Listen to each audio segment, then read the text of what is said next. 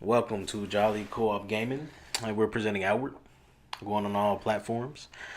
Outward, what exactly is it? That is a very, very good question, right? Is it the next big RPG? Is it the next Dark Souls? Is it a Soul genre? Is it open world? Is it co-op? Is it single player? Um, I'll let you know. So, pretty much, Outward is a small company, a very, very small team. If I remember correctly, it started off at 8, and now I think they've moved on to 12. Uh, you know, and pretty much, no one has really heard much of this game, to be honest. And I'm gonna make sure that that's changed. It looks to be very, very good. Um, you know, Looking at the character creation, first off, the game definitely does not focus on character creation. So if you guys are expecting Skyrim or like a Bethesda, Ubisoft scaling as far as character creation, don't get your sights set on that. They're very, very, very focused on the gameplay, the world, the environment, and the combat. So we're just gonna leave that there. It is still, pretty good 2018, 2019 gameplay as far as like hair, color, and everything else that goes along with character creation. So, but yeah, let's just jump right into it. So, as I talk, pretty much you guys are gonna have the gameplay straight on. After character creation, I'm gonna jump right into the game itself.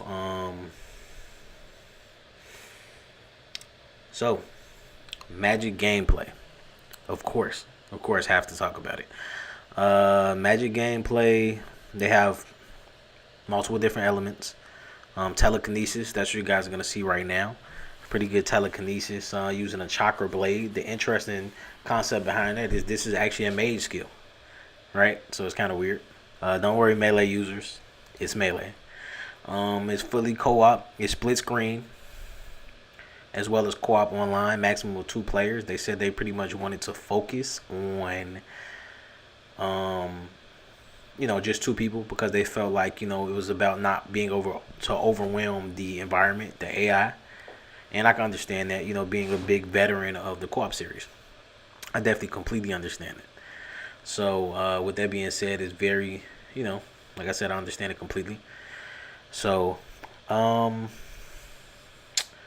so I'm gonna, as I go along with the video, I'm just gonna show examples of all the different gameplay. So I don't want to necessarily just stop and wait until the video catches up, or so to speak.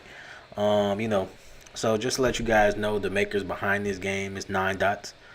Um, you know, and from there, they've had different projects on GLD, Factory Wingman, a couple of different ones on PC. So the CEO is actually creative director, and that's the guy speaking. I'm also gonna link the original video so you guys can get a better idea of the audio, the music, which I actually do like.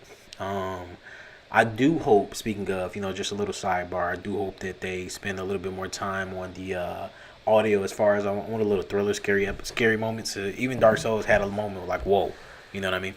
So, but yeah, just to get into the game, it's stamina based as you guys are seeing on the screen. You're rolling, dodging. It's more to the Dark Souls 1 and 2 than Dark Souls 3 or Bloodborne before they sped up using Bloodborne's engine. So, I definitely want people to focus on that. The backpack is storage. So when it comes to storage space, storage as far as backpacks are almost similar to Monster Hunter. Um, in some ways, the game reminds me of a Dark Souls meet Monster Hunter. I know a lot of people get caught up in the survival aspect of it, which I'll touch upon a little later. But just in a sense, that's not really where the focus is. It does have survival aspects as far as eating, drinking, and sleeping to manage your health and stamina bar, but that's about it. Now, Monster Hunter, the reason why I mentioned with the backpacks is you actually are limited to what you can carry, what you can take in, and stuff like that. And if you drop the backpack, you can move faster, which he did earlier in the content earlier. If you go back and watch the gameplay, right now you're seeing the first signs of the fire magic. Um, it's called roam magic, and it's very strategic. I would personally name it more like a strategic magic. Essentially, you can't just randomly pop it. you have to actually spend maybe 5 or 10 seconds. As far as the room magic go, the telekinesis seems to be a little faster, but you actually have to pop it. And if you don't, you're stuck as a mage using the melee as you see this guy here. So right now he's in a cave system. He went from the open world upstairs in the mountain, the gameplay you just saw, to like a little cave. It's a little small cave, but as you're gonna see, it's very deep, you know, and it even has secrets. I'll touch on it a little later. It's a loot based system. Not quite as complicated as Diablo, like as far as a rarity system, but obviously, you know, the reason why I say that it reminds me of Monster Hunter, honestly, is because the fact that how you progress. So character progression, you know, we saw the character creation screen. The game is stat based, but it's based on your armor, which actually reminds me more of Monster Hunter than Dark Souls. Dark Souls has stat based as an RPG, you know, mechanics, and you see your armor and stuff scaled off what you had. And as far as requirements, yes, but this is more of a Monster Hunter. So as I mentioned, secret. The same tunnel he was just in, it's an elevator. He moved it up, and you're like, oh, what's this? So a whole secret area is, you know, definitely a dungeon type explorer. And that's what I like. And speaking of the game is huge. I'll touch upon that later when we get to the map, but the game has 4 sections. But like I said, I'll touch upon that later. So right now, we're going to see a face taste of, once again, the fire magic ruin. You see how it takes about 5 to 7 seconds to spawn it. So there's definitely no face taken as a mage, at least not with this build. There are different magics. There are different builds. I'll touch upon it as we go. But yeah, right now, you know, obviously, you see he had to put down the bag really quick. Because if you don't, I'm pretty sure there's going to get somebody killed. It's definitely going to be a get good moment somewhere in here. So you guys see, you know, it's very strategic. And that's kind of why I personally say that it reminds me of the Dark Souls 1 or 2 moments. Because of the fact that essentially, you know, just look at the gameplay. You know what I mean? Like, if you look and you notice, it doesn't have overly fast animations. It's weighted combat. I am, and I do want to point out, I have no idea about the poise system. A lot of the monsters and creatures remind me of like I hate to say it, like a Skyrim feel. You know, they do actually, you know, show the animation of getting hit, but I'm concerned more so about the monsters tanking through what we do. So, you know, just the realism there, and then also, you know, just how everything is. So as you guys just saw, he felt like it would be better because the monster's resistance to switch from fire, and he went to the chakra. That's the disc, by the way, the chakra disc I'm talking about, not Naruto chakra. But yeah. So from here, just wanted to point out in the video that like it was different resources he could have farmed, and he gathered a couple, and now he's bringing out a campfire. Now the campfires in this game are very, very, very important. They're extremely important. From here, the campfire is, you're gonna see as he opens it up, but the campfire system is actually pretty much your save point. There are no manual saves, so anybody that doesn't like the results of what they get, watch out for that, guys. That's all I can say. If you look at the system, you look at the indications, it actually tells you know how many hours you need to sleep to get max health, max stamina, stuff like that. You do have to eat. As you see, his stamina and health will actually shrink and have a grayed out area. Like I said, a lot of it reminds you of Monster Hunter, as far as like the management of it. And I've noticed a lot of other YouTubers didn't really mention it. I'm not sure if they didn't play Monster Hunter, but honestly, you know, that's definitely what it reminds me of.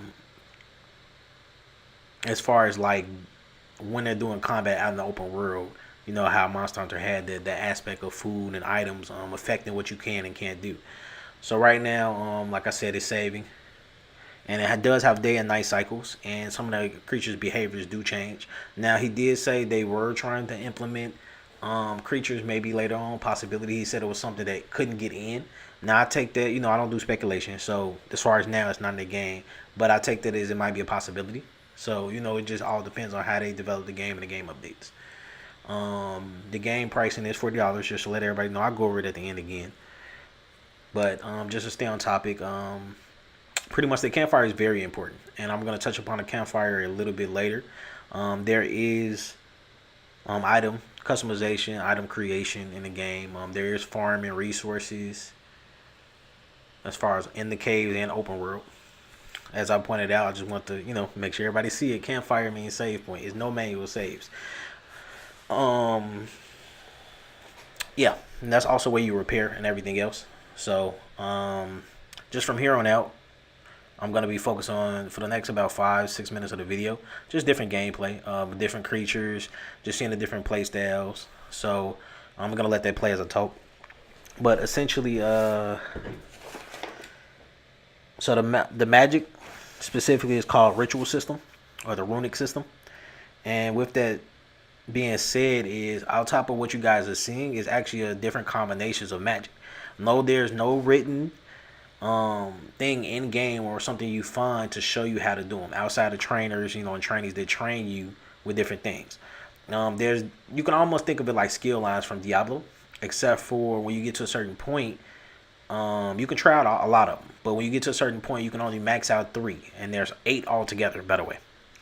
So anybody that's trying to optimize everything, just keep that in mind as you go.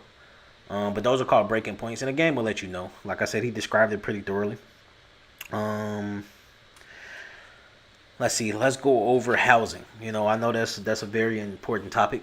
You can buy houses in the game. A lot of the houses are faction based, so there are factions and covens in the game. I'm gonna say covens for people like Dark Souls, but for everybody else it'd be factions, similar like a Destiny kind of thing. You can actually buy some in each house. And speaking of, I know a lot of people want to talk about the open world. Is it living?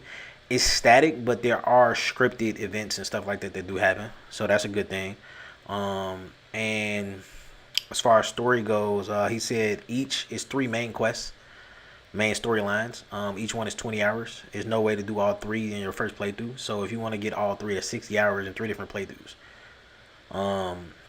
As far as new game plus stuff like that, they didn't really touch upon it. I'm assuming that they might throw it in, but once again, like I said, I don't do any speculation. Once again, you're seeing with the campfire right now. Like I said, he's just going over repair, cost. If you notice, look at his left health bar is blinking like that. That's from him not eating and probably sleeping. He's tired, and half his stamina bar is gone now too. So, just touching upon the world, because we're gonna touch about it in a second. The world has 4 regions. Each region is 2.5 miles. So that's 10 miles of world altogether. Each world has 4 or 5 major cities. Then there's other set villages and major quests as far as caves. There's also side quests, and some of the side quests actually impact your world. Yes, that means change your world. Like say if you run into a bandit camp near a village and you had a quest to rescue or something like that, when you load back up, so let me pause there, there's no permanent death, right? This is what's so intriguing about this game. When you die, depending on how you die impacts how you come back to life. As in, it could be a good thing or a bad thing. Speaking of the map, as I just showed, I just want to, zoom in on that. The maps do not show where you're at. It's landmark based. So if you look at the map now, you can see the map itself, but you have to distinguish where you're at from yourself. You have to look around and try to judge where you're at. The only compass is the compass, I hate to say it, the Skyrim style compasses from the Elder Scrolls games. At the top, top there, but that's it. There's no way to distinguish where you are exactly on the map. So there's that. Now, yeah, as I was saying, you can buy houses. You start off with a cottage, but you can buy bigger houses. Everything is gear based, including your backpack. It can be upgraded, and your backpack actually has certain perks. So not just storage. Now, also, you are going to want to invest in housing early, because you will literally have to walk around with everything and run out of space and everything and go back and forth. So from there, I wanted to touch upon, let's see, we already went over the magic ritual system. I'll touch upon it a little bit better toward the end of it. He's going to show a lot of examples. So yeah, melee users, there we go. You guys are welcome. The melee part is actually probably one of the best. There's a couple classes he mentioned, Paladin, and a couple other ones that can combine magic and pretty much pure melee, and they're super destructive. So I just had the stats on the screen just in case you guys want to pause. So it's stat based, like I mentioned, from Dark Souls. So that's a very, very good thing. It's multiple trainers. The trainers are usually located in the major cities. Some are easier to get to than others. But as I mentioned, until you get to down the tree and you get to the breaking point, which you have mentioned, you don't necessarily have to worry about it. Navigating the world actually requires you to have certain things to be able to go to different sections too, which is interesting. I know a lot of people always want to touch, is it linear? The narrative partially is, but remember the side quest you do isn't, and that shapes the actual world. So, you can skip past and go around as you see fit. But, and like I said, there's the major quests, the side quests, and then there's actually big dungeons. It's 5 to 6 big dungeons per region, and then multiple smallers like caves and everything else. Multiple different creatures you fight. Speaking of, the creatures do fight each other. I always hated that about Dark Souls. I want to see everybody smash each other. Like, they had the little cutscenes versions sometimes in there. Same thing for Bloodborne, but it was rare that you see them. Like Bloodborne DLC did it. But now he did mention, the AI and the aggro and the taunting, depending on what you have on, what you're doing. Sometimes they will still try to jump you. Unfortunately, we're still the bad guy here. The game is heavy narrative driven. In some ways, it reminds me of Solid Sanctuary, in a sense that when someone goes in your world, they can help you, but it doesn't necessarily impact and change their story. So it's still sectioned off in the sense that even if you help all your friends, you don't have to worry about ruining your own experience, and vice versa. So that's a good thing there. It's a lot of key issues that I wanted to touch on that I noticed a lot of people weren't talking about. A lot of people did the quick videos, and his video was over 2 hours. I tried to make it as short as possible, but even I couldn't do that. So, let's see. Just trying to make sure I touch everything that I wanted to. The release date is March 26th. Pretty sure I mentioned that already. Like I said, there's no permadeath. Right. The interesting thing about their death system. Like I said, there's death. They call them death scenarios. I'm not quite sure I want to go with that, but that's what they call it. And like I said, different things can happen depending on where you at, what part of the story, what section of the map you're at, who kills you. You can wake up with different things. Majority of the time, you do, Souls people, you do wake up with all your stuff. Now, you can wake up without your backpack and you got to go find it. But majority of the time, that won't happen. It's how they phrased it, I should say. There is poison. There's archery. There's multiple different types of weapons. Speaking of the combat, spears, swords, all that good stuff. You can have an assassination build. You can have a knight build. You can have a archer build. Obviously, you can have a mage and a knight build. We already pretty much went over that. Oh yeah, this is my favorite part of the video. I'm just gonna wait for it. So you see how the thing actually killed 3 of those guys that was following him, right? And then he got too close and aggro both of them. So that was one of those moments that he was trying to express, like, hey, they can kill each other. Now this is a super strong mounter, and yes, Get Good Part 2, he died. But yeah, essentially, I think that almost covers almost everything. Right now, he's gonna go ahead and show us examples of the actual trainer right now. So he's going over, the 3 or 4 points you can get to try it out, and then the break point is what I was talking about. And once you invest in a break point, you can only have I would call it advanced magic, because like I said, that's really what it is, advanced skill line, and you can only max out 3 of those. So the interesting part is now he's gonna show us the rune system, and he couldn't remember the combination. So there's different magics that can literally create like a lantern for you. Earlier he's farming the fireflies. Not sure if we got to that part of the video yet, but there's different resources for different things. Night, anything you guys can think of.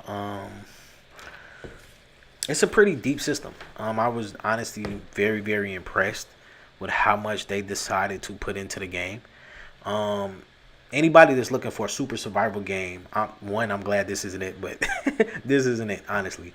It has survival-ish things about it as far as food, hunger, stamina, but those have been in a few different games, just not in that combination the way that they do it. From there, It is stamina based, and it's more D1 and D2. Not sure about parrying. They didn't mention it at all. I kind of wish they would do a little Q&A about it, but he did mention in the video that as it gets closer to the date, which is March 26th, once again for everybody, of 2019, and this is the fireflies I was talking about. So you can actually farm these guys as a resource and take them around to help, brighten everything. But there's a catch. These things actually aggro monsters, and they actually make them more aggressive towards you, which I think is a nice touch. Obviously, you can actually have items that light fire for you. You can actually put your lantern on the ground. You can throw a fireball. As far as destructive environments, cities and stuff like that, through storytelling and game progression do change. But as far as you doing it yourself, no. Right now, what he's looking for is the resource to actually farm these guys. It's the interesting part. So I like the fact that they have a magic-based solution, an item-based solution, and a resource-based solution for a lot of the issues you might have. I think when they were doing the live, some people were asking, because some people tank and this and that. So here's the thing, right? So when you co-op, each person has their own bag. Now, someone could hold the bag while the other person fighting, and vice versa. It's pretty much left up to you. So,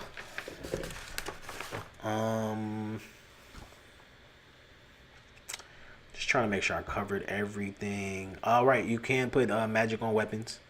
It's a particular spell he mentioned. He's able to put ice on his shield, and when you did the particular move, it actually sends an AOE and frees everything around you, but it's a one-time use. So it's nice little perks. And speaking of that, it does have merchants. You can trade amongst each other. You can give each other gear and all that. Like I said, in that sense, it reminds me of Monster Hunter, because people forget, like I said, just to mention, because like the other people that covered the game wasn't, pushing this issue. It's very, very progression is very stuck and stems from the gear and the skills. So with that being said, as long as you have the skills, you're good, and any gear you get that you want to give to other people, you can. Like I said, it's very co-op friendly. It's one of the only games I can think of in the last maybe year or two that has like a split system for co-op, and it's co-op online. Once again, that's 2-person co-op, and I already went over the reasons, but essentially they didn't want us to overwhelm the game. Dark Souls. Bloodborne too. But yeah, that's essentially it. As far as that, once again, thanks everybody for checking out again. And if you guys enjoyed it, definitely feel free to subscribe, follow, depending on which one we're at. And I'll definitely keep you guys posted on the news. Now, me personally, I do plan on picking this game up. I plan on co-oping. This is right up my alley. I know it's not going to be for everyone. The Souls genre in general isn't going to be for everyone. Some people prefer the Dark Souls 3 and Bloodborne, and the new game they're coming out with as well. I always butcher the name. Sicarus? Yeah. But I do miss the strategic feel of Dark Souls 1 and 2, where weighted stuff mattered and you can get obliterated for mistiming. I don't think this is that bad, which I'm glad. Dark Souls 2 kind of sped it up a little bit too compared to 1. But I just like the balance between, gameplay that's intuitive, but not where you can just super dodge everything. And yeah, like I said, I'm definitely impressed, and this is a very small team. I think they said, like I said, 8 to 12 people. So feel free to let me know what you guys think in the comments. And that's going to be pretty much it. So, but yeah, from here, let me know what you guys think in the comments. And definitely see you guys again. And thanks for watching the video. It's a little thanks for you guys at the end, too. So, hope you guys enjoyed it. And, yeah.